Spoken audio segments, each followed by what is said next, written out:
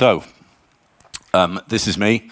My name's Matt Jarvis. I'm Director of Community for a company called D2IQ, formerly known as Mesosphere. I won't go into the details about our name change in this talk, but if you're interested, you can come and find me afterwards. D2IQ and before that Mesosphere, a San Francisco-based software company, and we build cluster orchestration software, historically around Apache Mesos, but more recently around Kubernetes as well.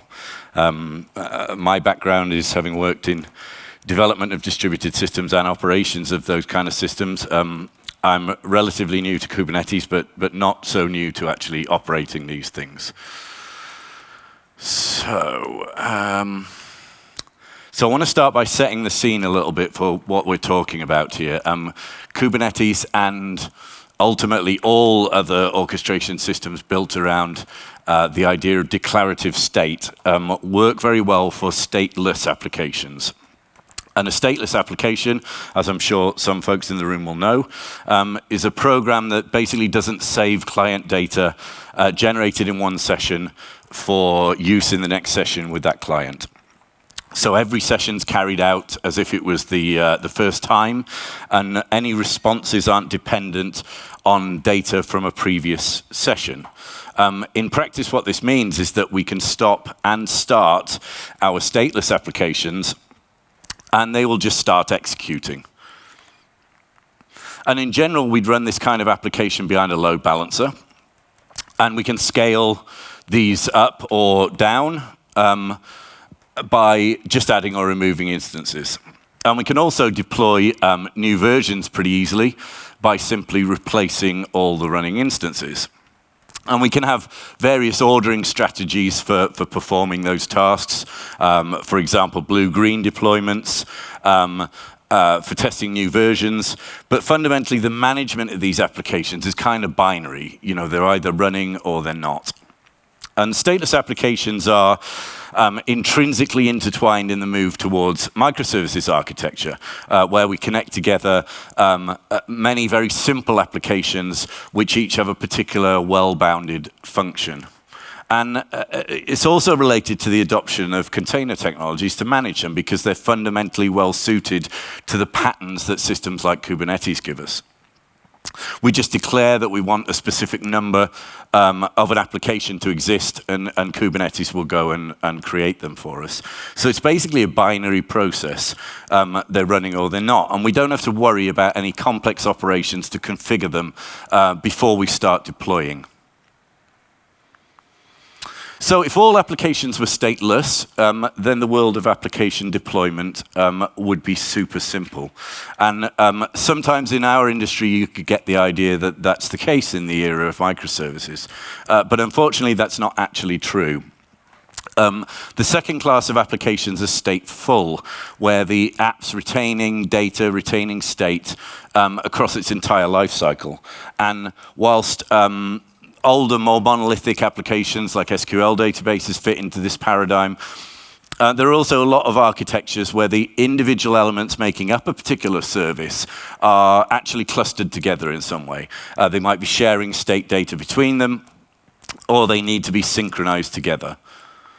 And this in itself is a whole complicated area of computer science.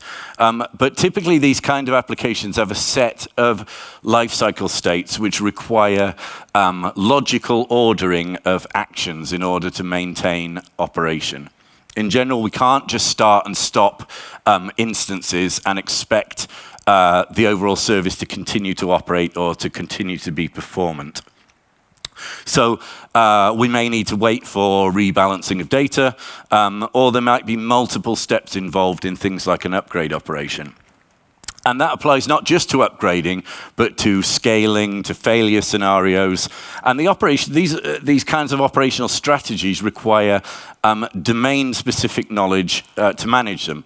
So they're unique to that application. So the operations for something like a Cassandra cluster, which has this kind of ring architecture, are going to be very different from something like a Kafka cluster or other architectures like an HDFS deployment. And Kubernetes was originally very focused on stateless applications. One of the fundamental features of Kubernetes is that the scheduler can move pods around between agents to deal with balancing workloads out across the cluster or to deal with failure scenarios. And that works fine for stateless apps. Like we said, we can just start and stop them. We don't have to worry about complex configurations. But it doesn't work so well for stateful applications, which tend to like their storage and networking not to change during operation, unless we handle that in a very specific operational way. And in order to try to handle the complexities of stateful applications, Kubernetes added this concept of stateful sets. And this gives us these concepts of stable network and storage. But it's a pretty generic approach. You know, it's pretty coarse. And it doesn't solve all our problems because Kubernetes doesn't actually know what's going on inside those pods. So as an example, we might consider rolling upgrades of nodes in a Kubernetes cluster. So let's imagine we've got a fictional master-slave database cluster. It's running in a stateful set. The node running the master upgrades and reboots, so we might lose transactions there. And at this point, the database cluster might trigger a re-election and elect a new master. And when the master pod's rescheduled, it then comes back up in a cluster with a new master, which it might be unaware of. And that can cause issues in itself. But even if it then settles down into its new role as a slave, Kubernetes sees all those nodes are back up and starts to roll out an upgrade to another node and potentially hits that new master and so on. So how happy is our fictional database cluster likely to be during that process? And the answer to that is probably not very happy. And the point that I'm trying to make here is that the domain knowledge of how to safely do a rolling upgrade of something like a database cluster isn't captured by the concept of stateful sets. So how do we package that knowledge up and automate it? Well, no slide deck in this space would be complete without a quote from Kelsey Hightower. But for a long time, people have said, just simply don't run stateful applications on Kubernetes. It's not very good at it. There's too much complexity there for these kinds of architectures to handle. But the emerging solution to this problem is the operator pattern.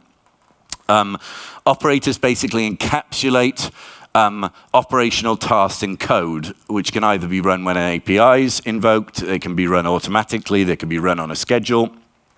So we can orchestrate application lifecycle actions using Kubernetes APIs.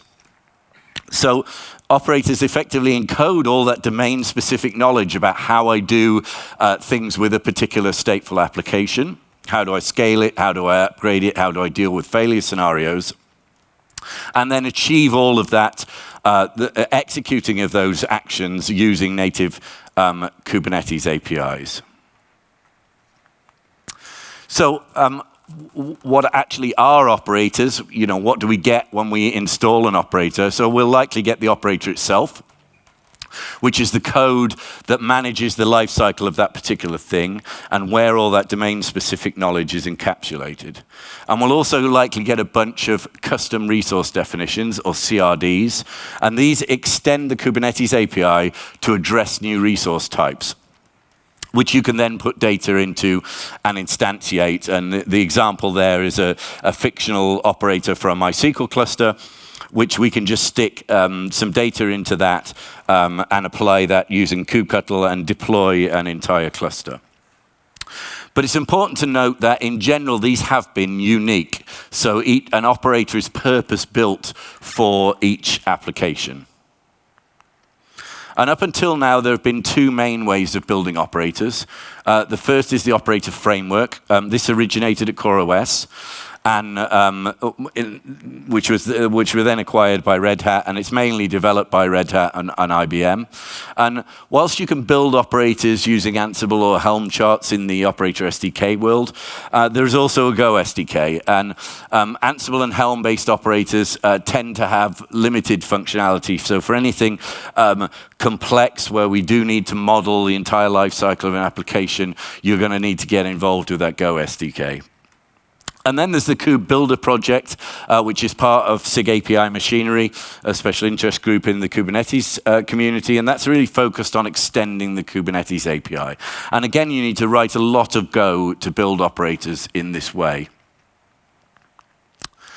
So building operators can be pretty complex. It requires a lot of knowledge about the internals of Kubernetes. It requires a lot of Go expertise. And then it requires that domain-specific knowledge about your application, whether that be Cassandra, Kafka, or any other stateful app. And automating simple tasks is relatively easy, but a lot of things will obviously be more difficult. So if we want to add a replica to a database cluster, that's going to be pretty straightforward. But what steps are involved in, say, fixing a corrupt write-ahead log file? And the engineering effort, which goes into high-quality operators, is really considerable. As an example, one of the major NoSQL vendors has an operator which is probably the most feature-rich one built using the operator SDK, and it's around 40,000 lines of Go and took over 1 man-year of effort to produce. Even something like the etcd operator, which is etcd has a fairly limited set of lifecycle states, is around 9,000 lines of code. And something like an elastic operator that we can see there is 53,000 lines of code. So the point is that the engineering effort to write one of these things using something like the operator SDK is really substantial. So in the Apache Mesos world, we've had orchestrators for stateful apps for a long time. The way Mesos works is fundamentally that we have the notion of frameworks, and a framework is, to all extents and purposes, a controller for a stateful application. And we'd seen with Apache Mesos that it was extremely difficult to write these things. It required the same complex knowledge of internals of Mesos along with a deep C++ experience. And we saw a lot of developers implement exactly the same steps to produce frameworks for Mesos. So taking that set of lessons learned, we'd actually built an SDK for Mesos. And when we started looking at the Kubernetes landscape, it looked pretty familiar. And so we created the Kudo project with the aim of simplifying operator development. And Kudo is an acronym, stands for the Kubernetes Universal Declarative Operator. And rather than implementing a custom operator for each application, Kudo provides a universal operator with a set of concepts built into it, particularly the concept of plans that we'll talk about in a minute, that allows operator developers to define a lot of the code just declaratively in YAML, so without writing any Go or any complex code at all. It's a fully open source project. It's licensed under Apache 2.0, and we're actively working to build community around it. So you can think of Kudo like a toolkit for writing Kubernetes operators, but with a focus on day 2 operations. And so, in comparison to those other methods of creating operators, we can create things in Kudo without having that deep knowledge of Kubernetes, and we can just define lifecycle phases and actions in YAML using the built-in CRDs which Kudo provides. And Kudo's ultimately just Kubernetes. There's no DSL to learn, there's no proprietary APIs, there's nothing external. And as a result, we think it's pretty easy to learn. And it supports all the native Kubernetes tooling, customized kubectl, and it maps to the same resource model as other Kubernetes resources. So there's some core concepts that we need to understand when we talk about what Kudo is. Firstly, in the Kudo world, an operator is the description of a deployable service, and this is represented as a custom resource definition inside Kubernetes. And then we have the concept of operator version. And this represents the particular implementation of an operator. It contains all the plans, all the objects, all the parameters for that operator. And the purpose of the operator version is really to provide the detail necessary for Kudo to become an operator for a specific capability like Kafka, like Zookeeper, whatever. And also for a version of that particular application. So it's a specific version of a deployable app, which includes all the configuration and lifecycle hooks for things like deployments, upgrades, rollbacks. It's a complete definition of that application to be installed with a bunch of parameters that we can override. And then finally, we have this concept of instance. And an instance, again, it's a custom resource definition, and it ties a particular application instantiation to an operator version. So it's an actual deployable thing that we're going to control using Kudo, a unique instantiation of an application. So when you create an instance, you provide or override parameters in the operator version. And the reason for having the operator version paradigm is so that we can have multiple versions of a particular app. So we might want to run more than one version of Zookeeper, for example, to maintain compatibility with a particular application. And by having that layered approach, that means we can have multiple versions of multiple instances of operator versions in our cluster. And at the heart of Kudo is this concept of plans. And plans are how Kudo operators progress through service management operations like deployment, like scaling. A plan's composed of phases. These are made up of steps. And those in turn are made up of tasks. And so really plans kind of orchestrate tasks through these phases and steps. Both phases and steps can be configured with an execution strategy, either serial or parallel. So if we need to run tasks in a certain order and to wait for a previous task to complete, then we would obviously set that serial. And if there's things where we can run a set of tasks all at the same time, then we can have that strategy as being parallel. And we'll see that in the demo in a minute. Let's skip plan executions. Kudo also includes a CLI extension to kubectl. So that allows us to run Kudo-specific commands natively in kubectl. And again, there's nothing proprietary in this. It's just it's open source code as an extension to the CLI. And here we can kind of see a top-level architecture diagram of what Kudo looks like deployed in your cluster. So we have the Kudo controller, the Kudo CRDs, the kubectl CLI extension installed locally, and Kudo can install operators either locally from the file system, from the upstream repositories in GitHub, which we'll see in a minute. And then deploying multiple operator versions there of the Kafka operator. So let's live demo time. This is where it all goes horribly wrong. Let's just split this out.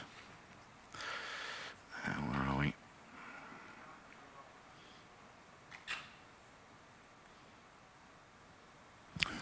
Okay. How is that? Can everybody see that? I don't think I can make that any bigger. Okay, so what I've got here is hopefully an empty Kubernetes cluster. This is just running locally on my laptop. I've already installed Kudo into this cluster, but to install it is really super simple. We just do kubectl Kudo init, and that will go to the upstream repository, download all the YAML that we need to deploy Kudo into our cluster, and then install it all. And I'm just going to cheat slightly here. I've got some. So if we take a look, we've got our Kudo custom resource definitions we talked about a little bit earlier, instances, operators, and operator versions.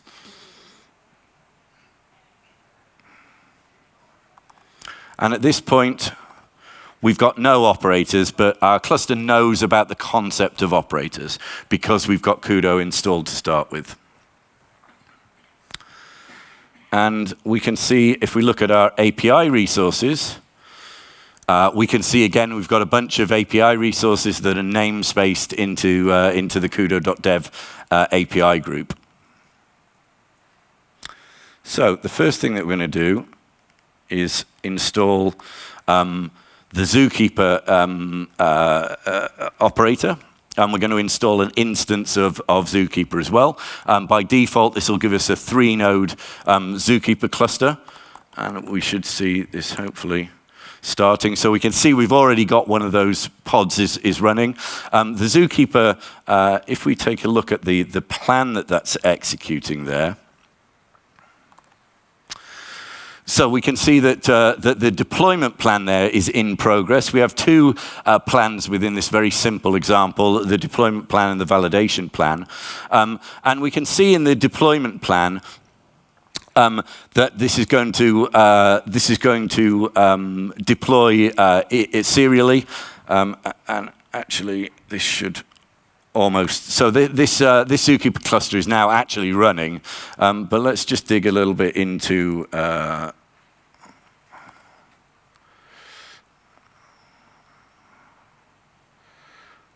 Let's have a look at instances. So we can use the Kudo CLI extension there to see that we've got instances of that operator. And now if we do get operators, we can see that we have the Zookeeper operator installed into our cluster.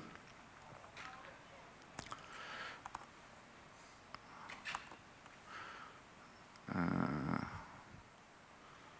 sure why that one isn't running.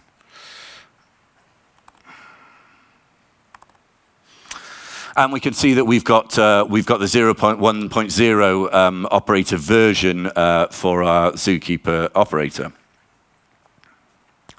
And if we dig a little bit deeper into that operator version, we can actually see all of the code that's deployed into our cluster to handle that particular operator.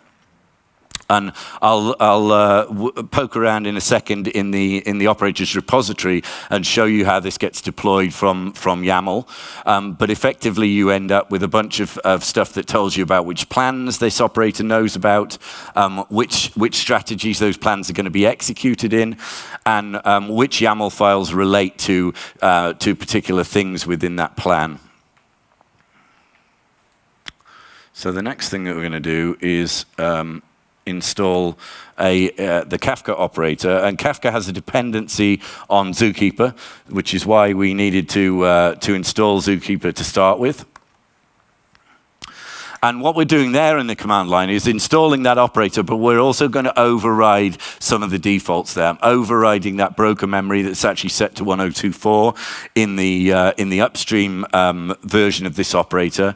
And when we install like this, these are being pulled directly from the upstream repository.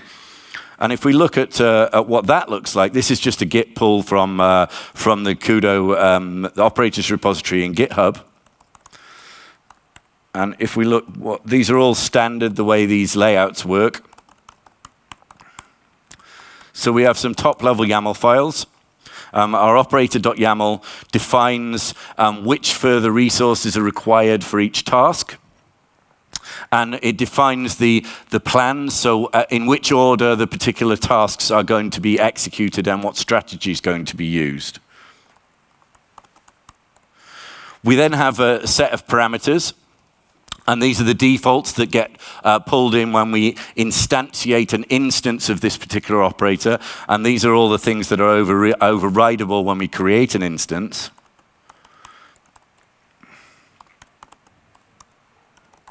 And then we have a bunch of YAML files which define the actual actions and things that need to be created within our Kubernetes cluster. So this is the services that need to be created. And we can see here this templating involved. So when we define an instance, a lot of these things are templated in from the actual instantiation of that instance, either from the defaults, from the parameters file, or from when we actually create that instance at the top level. So now if we go back to our cluster, So we can see we've now got a running Kafka cluster, 3-node Kafka cluster.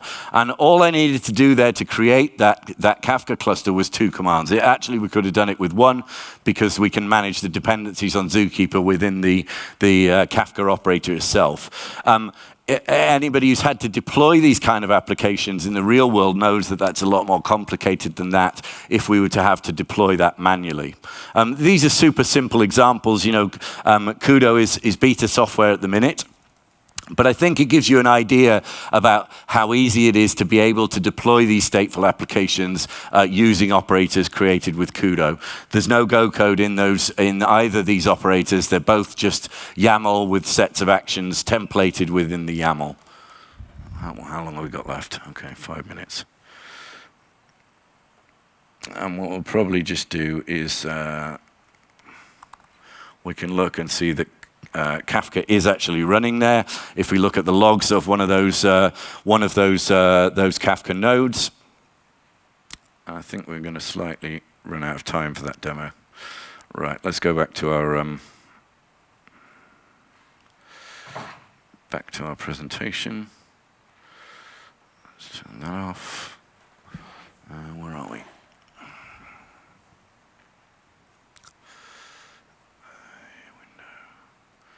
Bear with me 1 second, folks. Back in, right, cool. That worked. Okay. So, a bunch of things that are coming up on the Kudo roadmap. And we have this idea of dynamic CRDs. And this is where we can actually modify these operators on the fly. So rather than having to define all of our lifecycle actions before we actually install the operator into our cluster, me as a physical operator of applications can define new lifecycle actions and inject them into that running operator on the fly. And then a bunch of stuff about extending from other formats like Helm charts, so being able to take Helm charts and use them as a skeleton before you start developing your own operator using Kudo. And then there's a lot of work going on around this idea of operator extensions, where rather than where we might want to merge code together at runtime, rather than have to have it all in the same repository when we deploy that operator. So in this example, we might have a first set of code that's a basic operator for MySQL. Then we might have a second repository that is platform specific, so things that are very specific to a particular cloud platform that we're going to deploy that in. And then thirdly, we might have organizationally specific code. And what this extension stuff will allow you to do is basically merge all those things together at deployment time so that you can manage all those things in separate repositories. And like I said, there's a bunch of work going on in terms of importing Helm charts. A lot of work on tooling to make it super easy to develop these things, skeleton code generators and linters, and work going on around the Kudo API. This project's just been submitted for CNCF Sandbox, which we're very much hoping to get merged in, and that will then mean that Kudo is a official CNCF project. So if any of this has been interesting, we'd love to have folks come and kick the tires on this or get involved, write operators, get involved in the development, whatever. There's a bunch of resources where you can find out more. The Kudo project website is kudo.dev, where you can find a ton of material, all the docs and all that kind of stuff. You can look at the Kudo Builder repository on GitHub. The community hangs out in #Kudo on the Kubernetes Slack. We also have a mailing list on Google Groups. And there's a community meeting that we hold. We're actually switched to Wednesdays from the last couple of weeks. I need to update the slide. Where anybody's welcome to come along, hear what the developers are talking about, get involved and see what's new in the world of Kudo. So bang on time. That's all I've got, folks. Thank you very much for listening.